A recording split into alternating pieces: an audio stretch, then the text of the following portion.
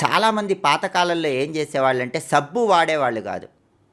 సబ్బు ఎందుకు వాడేవాళ్ళు కాదంటే, సబ్బు అనేది మురికిని పోగొడుతుంది. కానీ శరీరం మీద 2 ప్రత్యేకమైనటువంటి పొరలు ఉంటాయి. మనం సబ్బు ఎక్కువగా వాడినప్పుడు ఆ 2 పొరలు కూడా క్రమక్రమంగా వాటిలో ఉన్న రసాయనాలు కోల్పోతాయి. దానివల్ల అనేక రకాలైన ఇబ్బందులు శరీరానికి ఎదురవుతాయి. మృదుత్వం శరీరానికి తగ్గిపోతుంది. అందుకే చాలా వరకు ఏం చేసేవాళ్ళంటే సబ్బు రాసుకోకుండా ఆమలక చూర్ణం అని పాతకాలంలో రాసుకునేవాళ్ళు. అంటే ఉసిరికాయ పొడి. ఉసిరికాయ పొడి శరీరానికి రాసుకొని పాతకాలంలో స్నానం చేసేవాళ్ళు. అప్పుడు ఉసిరికాయ పొడిలో ఉన్నటువంటి ఔషధియుక్తమైన గుణాలు ఆరోగ్యాన్ని కలిగింపజేస్తాయి. సబ్బు అందుకే ఎక్కువ సార్లు వాడకూడదండి.